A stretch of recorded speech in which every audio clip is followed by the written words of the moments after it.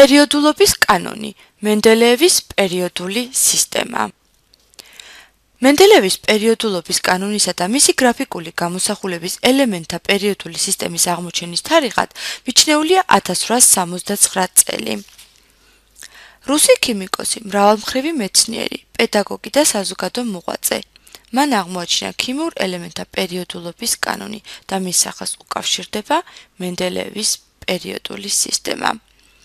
მენდელეევმა შექმნა ქიმიურ ელემენტთა პერიოდული სისტემის რამდენიმე ვარიანტი, რის საფუძველზე შეასწორა იმ დროისათვის ცნობილი ზოგიერთი ელემენტის ატომური მასა, იწინასწარმეტყველა რამდენიმე უცნობი ელემენტის არსებობა და მათი თვისებები. ელემენტთა პერიოდული სისტემა ქიმიის შემდგომი განვითარების ქვაკუთხედად იქცა. პერიოდულობის კანონი იყო ფუნდამენტი, რომელზეც შეიქმნა მენდელეევის შრომები. ამერიკელი მეცნიერის მიერ სინთეზირებული იქნა 101 ელემენტი და მას მენდელეევის პატივსაცემად მენდელევიუმი უწოდა. 1964 წლიდან მენდელეევის სახელი შეტანილია ბრიჯპორტის უნივერსიტეტის მეცნიერთა საპატიო დაფაზე მსოფლიოს უდიდეს სწავლულებთან ერთად. აღსანიშნავია, რომ ბოლო წლების ქიმიურ პერიოდიკაში 1998-2005 წლებში გაჩნდა ცნობები, რომ სინთეზირებულია ელემენტები რიგობრივი ნომრით 111, 112, 113, 114, 116 და 118.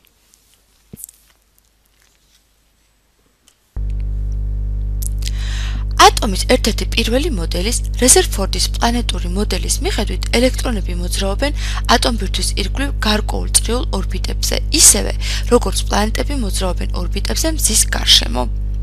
ატომური ორბიტალი წარმოადგენს ელექტრონის მოძრაობის სამგანზომილებიან ტრაექტორიას ატომბირთვის გარშემო, სივრცის ნაწილს, სადაც ელექტრონის არსებობის ალბათობა მაქსიმალურია.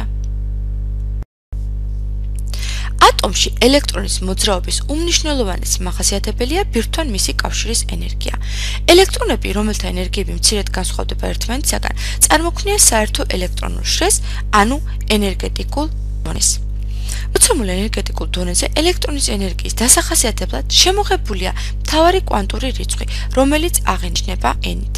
ის გვიჩვენებს პირობით მანძილს ატომბირთვიდან ელექტრონამდე და იცვლება 1-დან 7-მდე.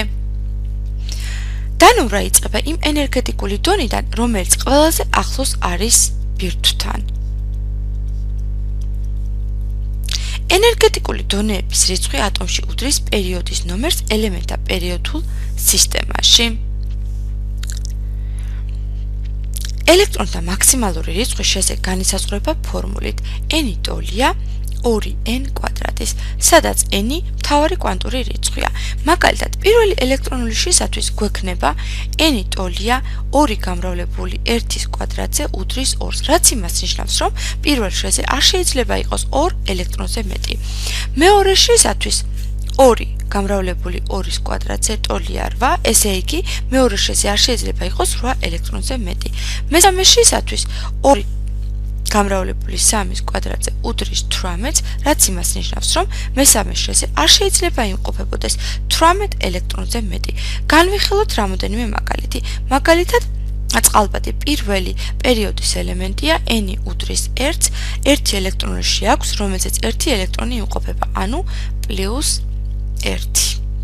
ჰელიუმი ასევე პირველი პერიოდის ელემენტია, მასაც 1 ენერგეტიკული დონე აქვს, მასზე 2 ელექტრონი იმყოფება. მაგალითად, ჰელიუმი +2, 2. ჰელიუმს 2 ელექტრონიანი დასრულებული შრი აქვს. მომდევნო ელემენტი ლითიუმია, მეორე პერიოდშია, ანუ n ტოლია 2-ის და მას 2 ელექტრონული შრი აქვს, ანუ ლითიუმი +3, 2 და 1. ლითიუმს სულ 3 ელექტრონი აქვს. ის და მისი მომდევნო მეორე პერიოდის ყველა ელემენტი იმეორებს ჰელიუმის ელექტრონულ კონფიგურაციას. ამიტომ ლითიუმსაც და მეორე პერიოდის სხვა ელემენტებსაც პირველი შრე ორვალენტიანი აქვთ. მეორე შრეზე კი თანდათან ემეტება თითო ელექტრონი ატომბირთვის მუხტის ზრდის შესაბამისად. და შეგვიძლია მხოლოდ დავწეროთ ნეონისა, როდესაც მეორე შრეზე მაქსიმალური რაოდენობა ელექტრონებისა არის 8. ენერგეტიკული დონეები იყოფა ქვედონეებად. ქვედონეს ენერგიის ერთნაირი მნიშვნელობის მქონე ელექტრონები წარმოქმნიან. ენერგეტიკული ქვედონეები აღინიშნება თანამიმდევრობით S, P, D და F ასოებით. ენერგეტიკული ქვედონეების რიცხვი არასოდეს აღემატება 4-ს. თითოეულ ენერგეტიკულ დონეზე ქვედონეების დამახსოვრება ადვილია, რადგან ენერგეტიკული დონის ნომერი შეესაბამება ქვედონეების რიცხვს პირველი 4 ენერგეტიკული დონის შემთხვევაში. ამგვარად, პირველ ენერგეტიკულ დონეს n ტოლია 1-ის 1s ქვედონე შეესაბამება. მეორეს n ტოლია 2-ის 2 ქვედონე შესაბამისად s და p. მესამეს n ტოლია 3-ის 3 ქვედონე s, p და d და ასე შემდეგ. s ქვედონეს s ელექტრონები წარმოქმნიან, p ქვედონეს p ელექტრონები. ელექტრონების განაწილებას ატომბირთვის გარშემო ენერგეტიკული დონისა და ორბიტალების მიხედვით ელექტრონული კონფიგურაცია ეწოდება. ატომის ელექტრონულ კონფიგურაციას 3 ძირითადი პრინციპის მიხედვით ადგენენ. უმცირეს ენერგიის პრინციპი, რომლის თანახმადაც ელექტრონები პირველ რიგში ავსებენ ენერგეტიკულად ხელსაყრელ დონეს, ანუ იმ დონეს, რომელსაც ნაკლები ენერგია შეესაბამება. მარსადამე ჯერ პირველ დონეს, შემდეგ მეორეს, მესამეს და ასე შემდეგ. პაულის პრინციპი. თითო ორბიტალზე შეიძლება მოთავსდეს მაქსიმუმ 2 ელექტრონი, რომლებსაც საპირისპირო სპინი გააჩნიათ და არ შეიძლება ერთი მიმართულებით ჩავხატოთ უჯრაში. ჰუნდის წესი. ჰუნდის წესის მიხედვით ყოველ ქვედონეზე SPDF ჯერ თითო ელექტრონი თავსდება, რომლებსაც ერთნაირი სპინი აქვს და შემდეგ იწყება მათი გაწყვილება საპირისპირო სპინის ელექტრონებით.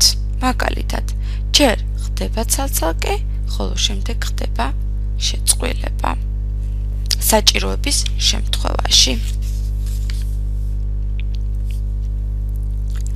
განვიხილოთ კონკრეტული მაგალითი და შევადგინოთ მაგალითად ჟანგბადისათვის ატომის ელექტრონული ფორმულა.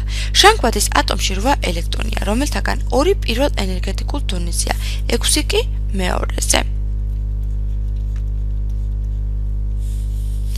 ამიტომ ჯერ ვწერთ 1s2, 2s2, 2p4.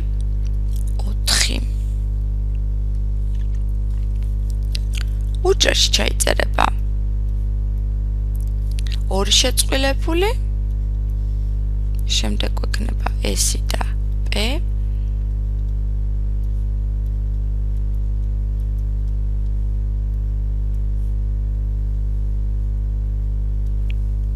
და ექნება 2 გაუწყვილებელი ელექტრონი. განვიხილოთ სხვადასხვა წესით გამოსახული ნატრიუმის ატომის ელექტრონული კონფიგურაცია. ელემენტის სიმბოლო და სახელწოდება: ნატრიუმი, ელექტრონული აგებულების სქემა: +11, 2,8 და 1, ელექტრონული ფორმულა: 1s2, 2s2, 2p6, 3s1, გრაფიკულ ელექტრონული ფორმულა. მეორე შრეზე იქნება s და p,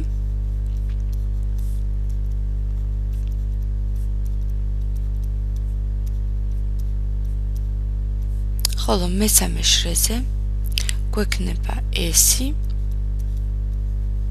p და აგრეთვე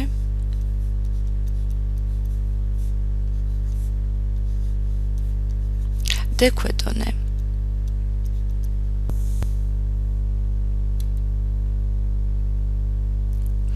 ამდენად ჩვენ განვიხილეთ პერიოდულობის კანონი, მენდელევის პერიოდული სისტემა და აგრეთვე მიმოვიხილეთ ატომის ელექტრონული კონფიგურაცია.